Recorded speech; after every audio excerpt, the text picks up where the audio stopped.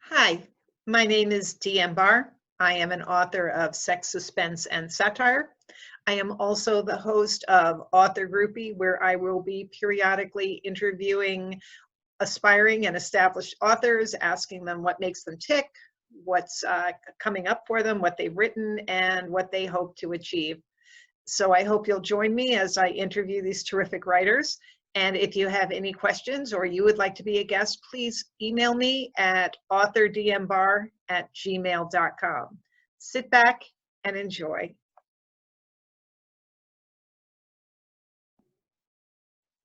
Today, I am here with Michael Geraghty, better known as Mike. He writes as Lacy Hart.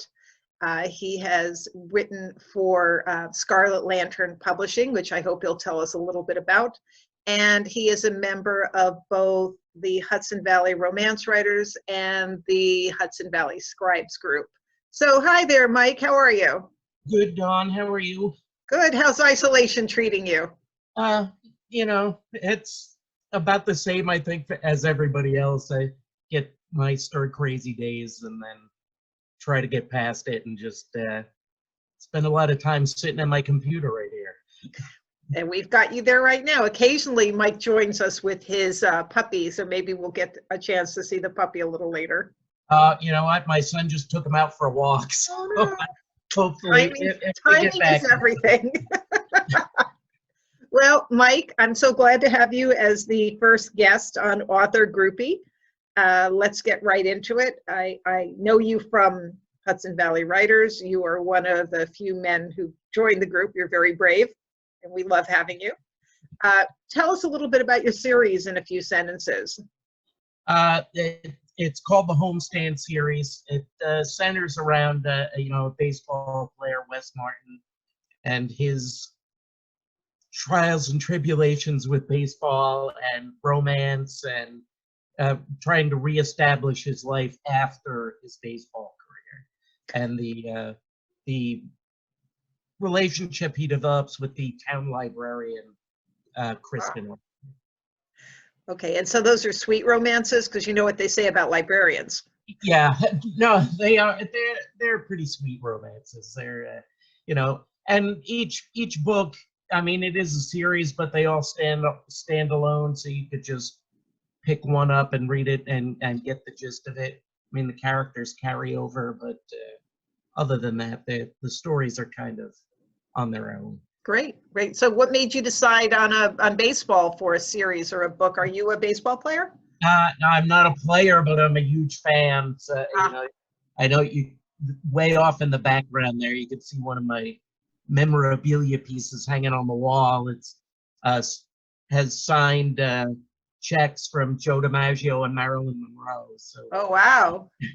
So who's your favorite team? Well, I grew up in Queens, so I'm a Mets fan. But, very good. My son's a Mets fan too, which means there's a lot of sadness in our home. Yeah, I can relate to that. So you just decided that because you love baseball, you wanted to write about it? Yeah, it seemed like a natural fit for me, and I really enjoyed writing the first book, and never intended it to be a series. But the response to the first one was pretty good, and the publisher kind of suggested to me, hey, maybe we can turn this into a series. So since you mentioned your publisher, which is Scarlet Lantern Publishing, can you tell us a little bit about them and what you like about working with them? They're great to work with. They're a small publishing house, independent publisher. There's a group of I think there's 8 authors now. When I first started with them a couple of years ago, there were only, I think, 4 of us, so we've picked up a few more. They publish different genres of romance. From I do the sweet romances, but they also do more erotic stuff. They do some BDSM stuff. They do some paranormal stuff, some fantasy stuff. There's a little bit of everything there. Great. So maybe, viewers might want to query them. I've heard a little bit about them from you, and I was very impressed with their contracts and their their marketing. So, you know, good plug for Scarlet Lantern. Yeah, they do a great job with marketing and everything. It's Terrific. That's, you know, half the battle. it is. Tell me, so what makes your series stand out from others in the baseball romance genre or the sports romance genre? You know, that's a good question, because I think one of the things that helps my books stand out more are I like to think they're more character driven, not so much centering on just the romance, but there's a lot of family issues involved. There's I try to put a lot of humor in there so that people can relate to the characters a little bit more. Wes Martin's a single dad, has a teenage daughter, so there's a lot that goes on with the relationship between the two of them. His parents live on the same property that he lives on, so there's a lot that goes on between himself and his father, and and even just a couple of the people in the small town they live in. So you know, to me, it's the characters that make the book stand out more than the romance plot itself. Sure, sure. So, do you have a favorite character in the series? I do actually. Wes's father Wyatt is probably my favorite character. I mean, he's more of like the moral center and conscience of Wes than anything else, and he adds a lot of humor to the story. I envision him as when I wrote the character. To me, he's Sam Elliott. You know, that's kind of how I see him as. And I write a lot of his dialogue, you know, envisioning Sam Elliott saying what he's saying. So he's my favorite. I could actually see taking him out of that book and doing something with him. So my next question was, do you think this is the end for these characters, or do you see something else coming down the road? Will it be a separate series for Wes? I could see a separate series that's centered around Wyatt. Oh, Wyatt, sorry. I could also see, if you read the book that's coming out next week, Curveball, it deals with the relationship between Wes and Kristen, but it also deals a lot with the relationship between Wes and his daughter. And I could see another romance series based on his daughter. Okay. Because she's getting ready to go off on her own and, you know, explore things by herself. And, you know, I could see she's the type of character I could see a romance being built around. So that could happen. So that's what's next for you? Actually, what's next for me is going to be a big departure from what I've written in the past. I'm doing a lot of research on a motorcycle club book. So you know, I'm going to be working on that next. It's very different from what I've written before, so it's kind of a challenge in that sense. But I'm looking forward to it because I think it's going to be a lot of fun to do. Gives me a whole different group of characters and different ways that they react and than what I've done before. So that's exciting. Yeah, that's what's going to be next. I have a few other things that I'm always coming up with ideas. So I have other things in the pipeline, but that'll be the next project. Oh, exciting! So what inspired you to start writing? You know what? I always liked writing when I was a kid. I used to write short stories all the time when I was in high school and college, and then I kind of put it aside for a while. But you know, I came back to it probably 10 or 12 years ago, and you know, I started to do it more and more. And it was, you know, then I decided I had never shared it with anybody, so I wanted to take the chance and see what would happen, and so it worked out. And it worked. Yeah, it worked out. Yep. What's the best thing about being a writer?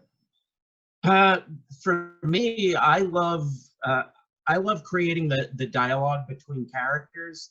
You know, I get a vision of it in my head, and then I can bring I feel like I can bring the conversation to life when that happens. For me, I just enjoy the process of it, and once I get started, there are times where I feel like I can't stop. I just keep going and going, and I just love putting the words on the page. Great. So you keep going and going. Do you ever have writer's block? Yeah, I went through, actually, before I wrote this last book, I probably went through about 4 or 5 months of that where, I just couldn't put anything down. It was, I'd start and stop and, put it away and put it aside, and it just wasn't coming. So How'd you break out? I actually, I do a lot of journaling. So, for me, that helps me a lot of times when I get stuck. I'll just start writing stuff down. And a lot of times ideas will pop out from there, and then that'll help get me going. So for me, that's probably the biggest way. Or, you know what, I watch a lot of movies. So sometimes I'll see something in a movie that will trigger something that'll give me an idea of, oh yeah, you know what, that would work. I should do that. And then once I get going again, it usually flows pretty well.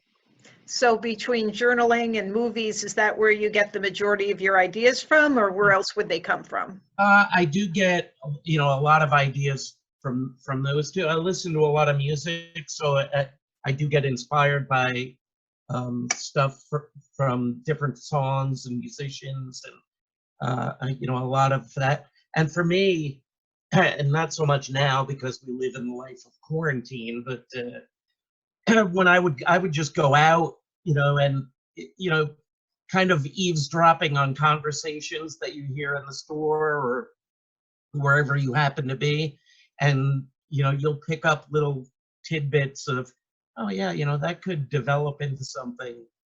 I keep journals all over the house, so I always have some way of writing things down to get at it when an idea hits me. That's great. For me, I just go to the store and listen for credit card numbers. I never thought about getting story ideas. So your way might be more profitable. So I hope no police are listening.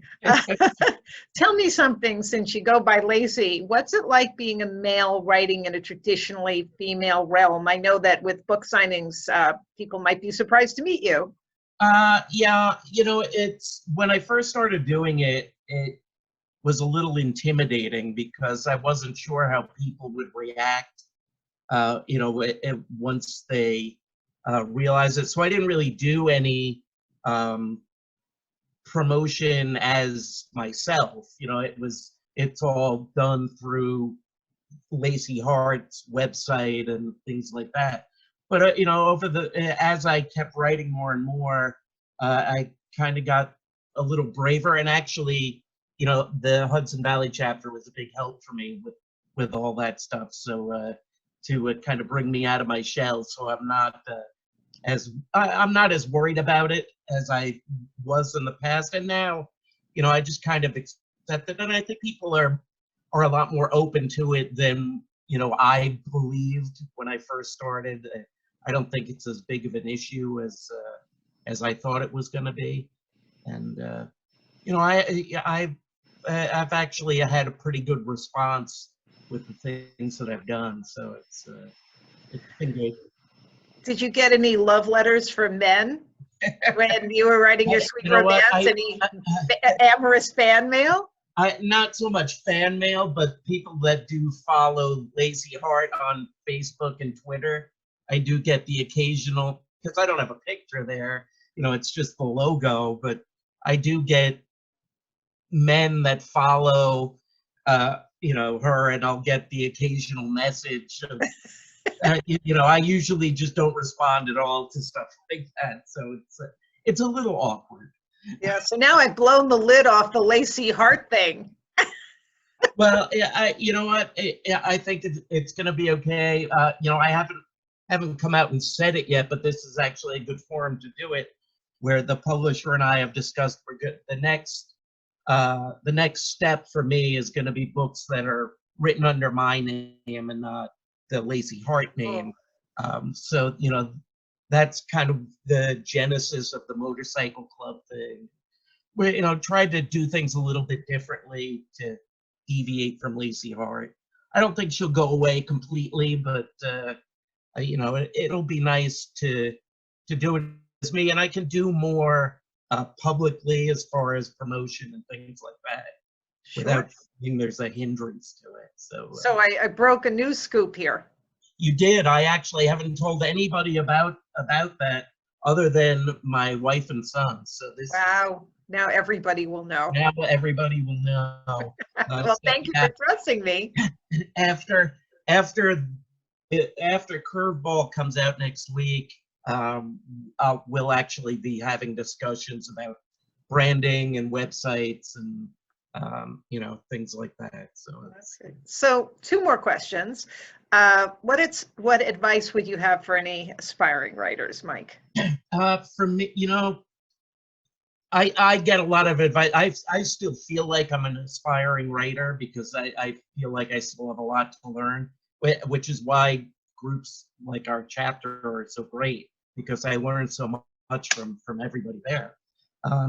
For me, the biggest advice I can give is, you know, just keep writing, because that's how you get better. You develop ideas. You introduce yourself to new styles and new genres. I mean, I never would have thought of myself as a romance writer, but you know what? I enjoy it a lot. I really like the stories I can create that way. So I think, you know, whether it's from journaling or, you know, just getting on your computer or your typewriter, or, you know, taking pen and paper and, you know, just write, and, you know, stuff starts to develop that way.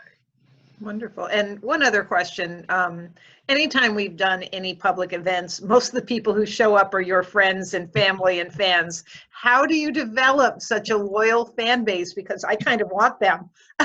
Yeah, you know, my friends and family are great about that. And when my first book came out, they were fantastic with you know, everybody going out and getting booked, and you know, I can't thank them enough, because, you know, it's, you know, my wife and my son and my siblings and my in-laws and cousins, friends, you know, they all come out of the woodwork when they hear I'm going to do something. So they need a lot of support. They've been great to me for many years. So it's you know, I'm glad they show up for the things that I do. So no, they're terrific. You even sent them to my book launches. Yeah, you know, I'll bring the crowd with me. When we did the trivia thing, it was great, because, you know, they all showed up in mass, and, you know, and they're willing to support everybody, not just me. So it's. I should explain for listeners that the Hudson Valley RWA, which is at hudsonvalleyrwa.org if you have interest, we sponsored a romance trivia day in early February, and had fairly good turnout for a first-time event. We had some terrific prizes donated. We hope to do it again once quarantine ends, or we might do something online. And Mike's family and friends were a big part of the participants, so I want to thank them again. Mike, do you have anything you'd like to read while I've got you?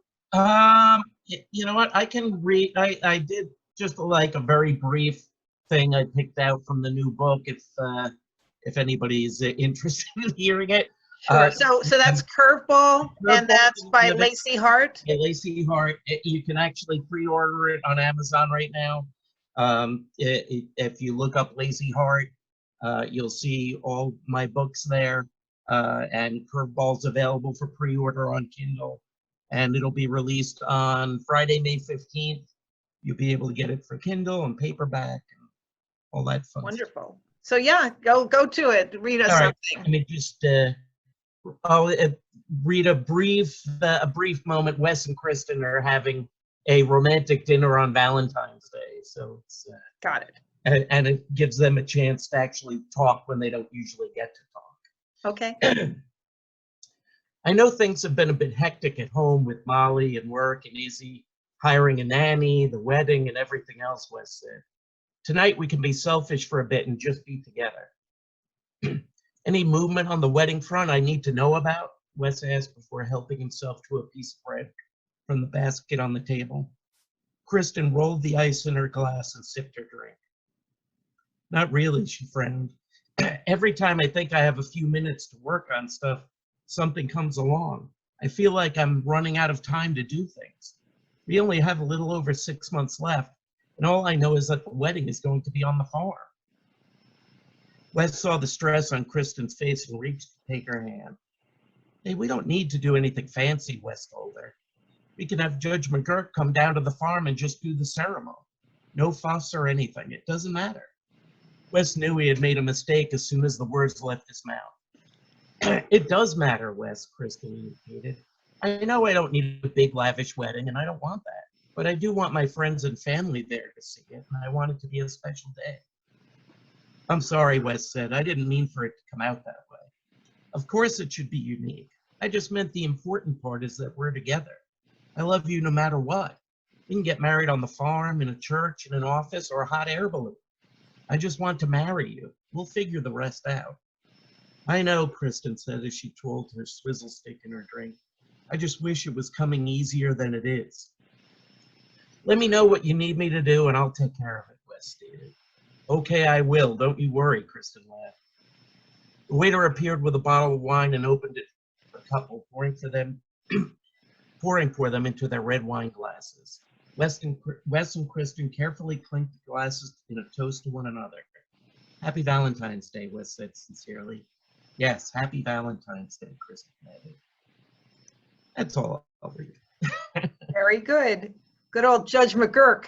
Judge McGurk is actually the name of the judge that married my wife and I. So, so he'll appreciate getting a shout out there.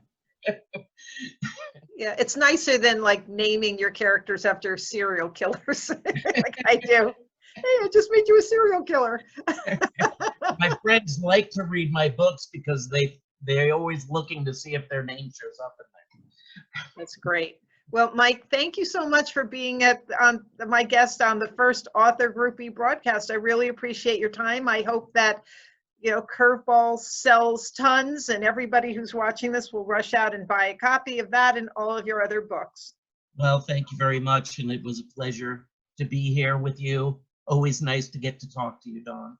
Great. Ditto. Take care. All right. Thanks. Bye. Bye.